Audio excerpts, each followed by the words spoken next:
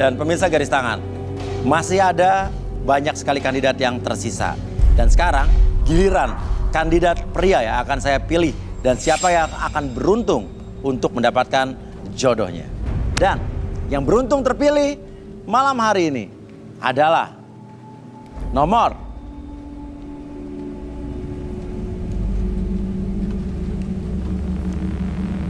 24. Farhan, seorang pria berusia 26 tahun, memiliki masa hitam dan kelam dalam percintaannya. Menjadi korban perasaan oleh mantannya. Farhan mencari sosok wanita cantik dan pengertian. Seperti apakah fakta kisah cinta Farhan di garis tangan? Oke, sudah ada Farhan di samping kanan saya. Dan Farhan, kamu sudah siap untuk memilih 3 di antara kandidat wanita yang ada di depan kita? Siap, Mas. Siap ya? Iya. Oke.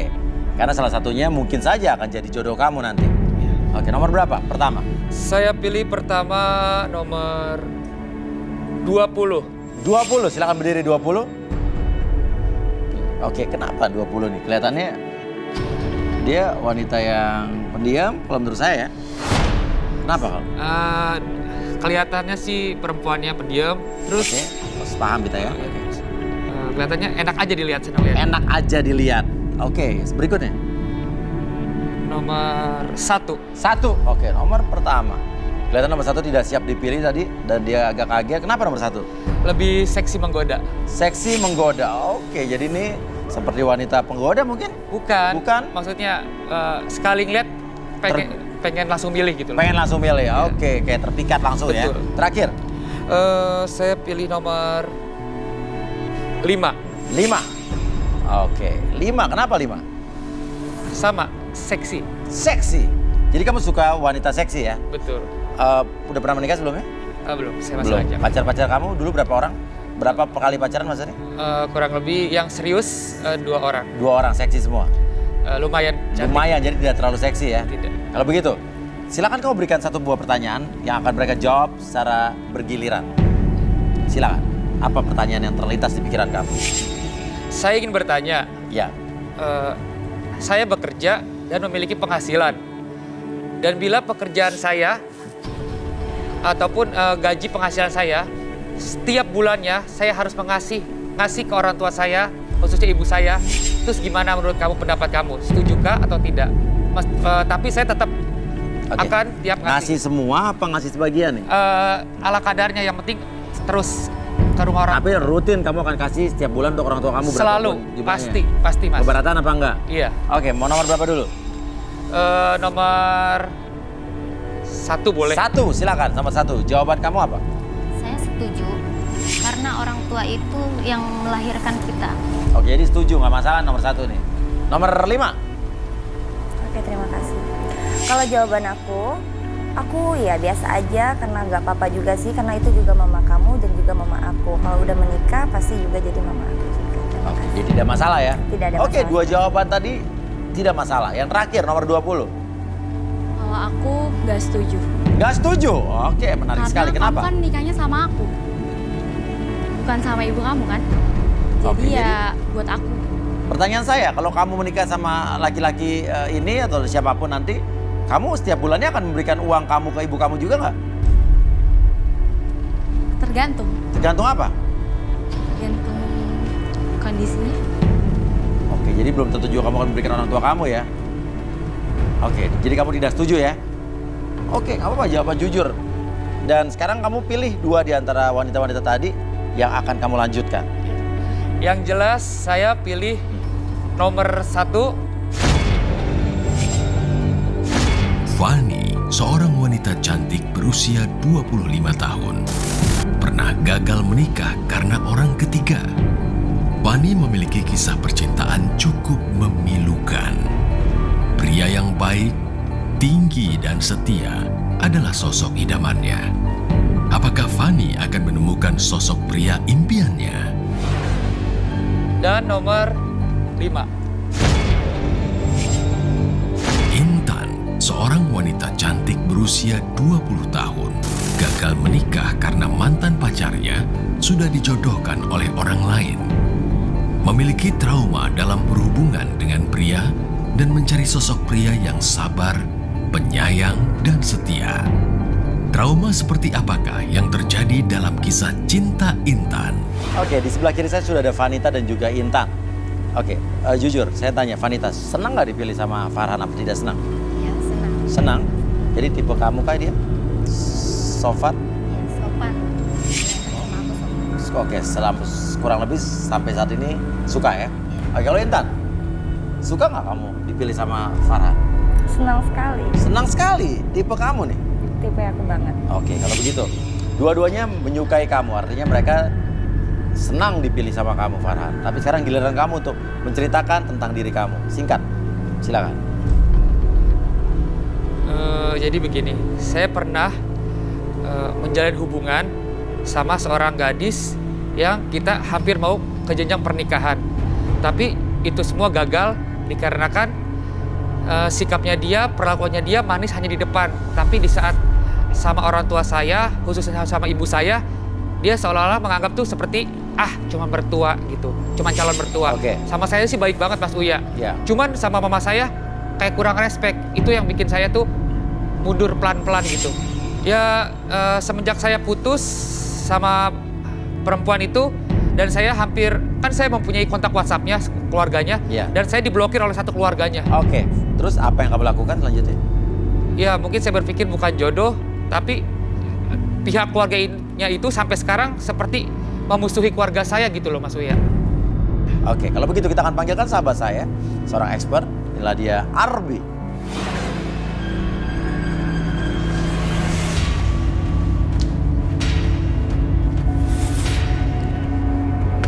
Ya, Arbi, silakan saja langsung apa yang ingin Arbi lakukan dengan Farhan. Farhan. Oke. Farhan. Saya bermain lebih main energi sekarang. Yes, gimana? Oke. Jadi saya boleh minta air minum. Air? Air putih. Air putih? Oke, yang Arbi rasakan atau Arbi lihat sejauh ini, seperti apa energinya? Ada beberapa hal yang saya rasain sebenarnya ketika bersalaman, ada buat saya jadi berkurang tenaga, lebih ke kayaknya ada sesuatu yang salah di Farhan. Oke, airnya sudah datang.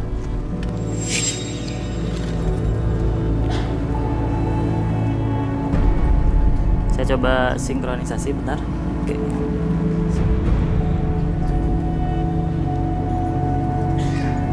Boleh di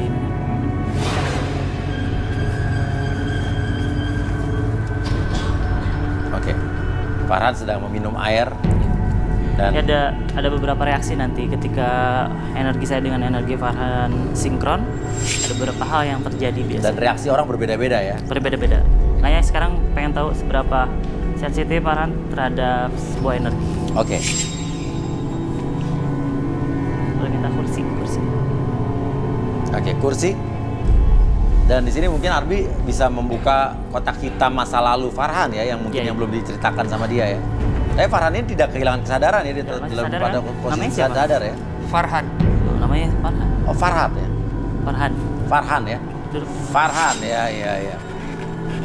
Iya. Fokus ke detik merah. Oke. Farhan tidak keberatan ya? Ini oke, bersedia Saya, ya. bersedia apapun yang saya lakukan, tapi tidak akan bersinggungan dengan hal apapun. Oke, Farhan. Ini detik merahnya. Fokus detik merah. Oke, saya hitung 1 sampai 5. Setiap hitungan, bayangkan dan rasakan bahwa diri Anda menjadi semakin nyaman, semakin rileks ketika bercerita apapun yang ada dalam pikiran Anda, dalam hati Anda, di masa lalu, sampaikan di masa sekarang, membuat Anda lebih tenang, lebih nyaman ketika Anda berbicara apapun, dan biarkan itu menjadi sebuah hal yang membuat Anda lebih tenang, lebih nyaman dari sebelumnya. 1, 2, lebih jujur dari sebelumnya. 3, 4, dan 5. Anda bisa berbicara apapun yang Anda katakan di masa lalu ke masa sekarang. Oke, kemudian. Farhan, ceritakan apapun sejujur-jujurnya.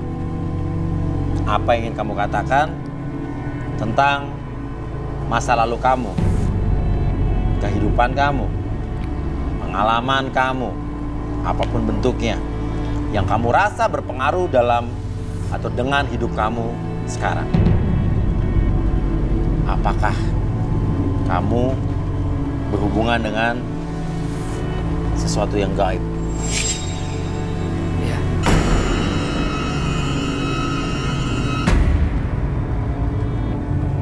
Jadi begini, dari awal saya bertanya sama wanita-wanita yang di depan ini, saya selalu mengatakan, kenapa selalu saya menyangkutkan ibu saya?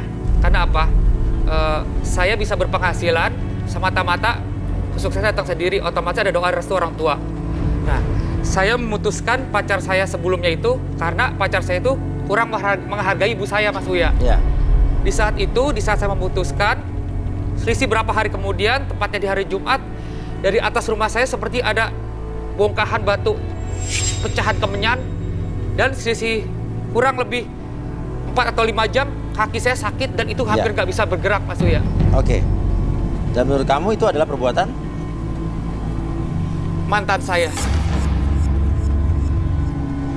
Di situ saya hampir, kalau dilihat secara fisik, kaki saya normal aja, cuman di saat menjelang azan maghrib itu kaki saya seperti sulit digerakkan, seperti orang dipasung tepatnya, Mas Uya. Oke. Yang kamu lakukan setelah itu? Saya kurang lebih merasakan kesakitan itu hampir 2 minggu lebih, dan akhirnya ada tetangga saya, dia teman papa saya, dia menyarankan saya untuk katanya sih buang sial ke Laut Selatan, Mas Uya. Oke, terus? Di situ saya disuruh untuk mandi, tepatnya pas azan zuhur. Selesai saya mandi, di laut tersebut ada goa, di mana saya harus mendatangi goa tersebut dan meminta kesembuhan di goa tersebut, Mas Uya. Akhirnya? Sembuh, benar-benar total sembuh. Sampai detik ini pun saya kuat berdiri, sembuh setelah saya datang dari goa keramat itu, Mas Uya. Oke. Tapi yang kamu rasakan sembuh total gara-gara itu? Iya. Bukan sugesti? Bukan, Mas Uya. Saya berusaha untuk mensugesti diri saya sehat, cuman nggak kuat. Karena bisa jadi itu sugesti juga loh. Ya, gini Mas Uya, kalau sugesti seberat apapun kita nggak ada sugesti, kalau sehat mas sehat. Tapi ini kenapa setiap menjelang azan maghrib kaki saya seperti orang dipasung Oke, gitu. dan setelah itu kamu rasakan sembuh ya? Sembuh total, Mas Uya. Oke, tapi Arbi, dia ngomongnya kayak ngos-ngosan, kayak terengah-engah, kayak kecapean. Apa ini sebetulnya? Sebenarnya ada beberapa energi yang buat yang saya rasain barusan sih pada waktu awal tuh ngebuat dia ada narik energi di tubuh dia, di beberapa bagian tubuh tuh serasa dia bisa narik sesuatu. Ya. Dia yang buat dia sehat tuh ada sesuatu. Oke, ya udah kita akan panggilkan saja sahabat saya lagi untuk lebih melihat apa yang pernah terjadi pada saat itu. Seorang indigo, Rudy Ruah.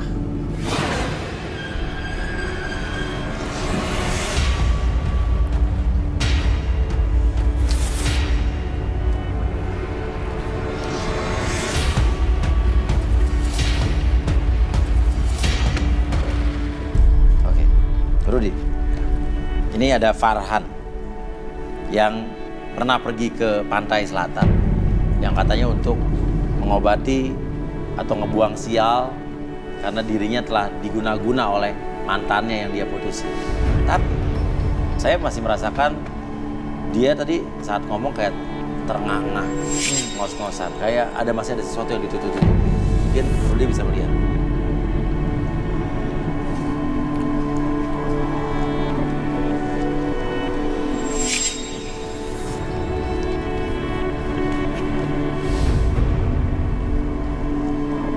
Energi laut.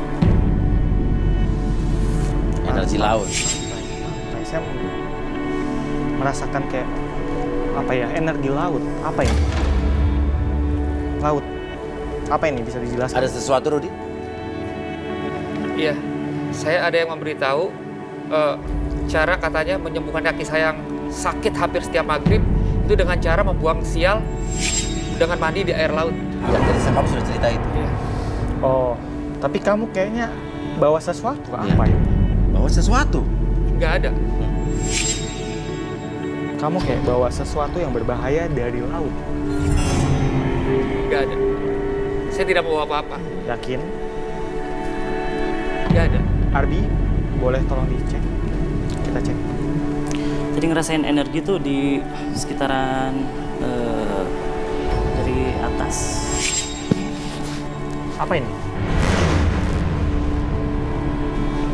Ini jimat. Jimat. Boleh saya lihat?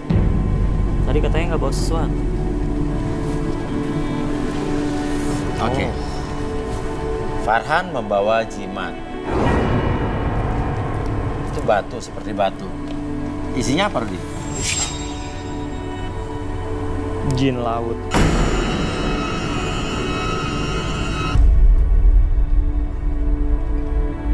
Ini bisa buat orang di sekitar kamu sial.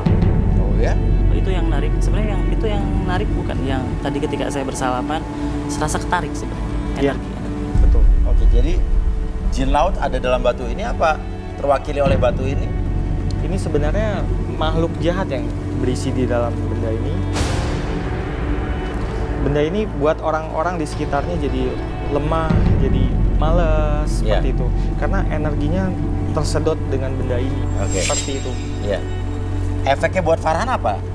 Untuk Farhan, sebenarnya dia dapat seperti energi tambahan dari benda ini.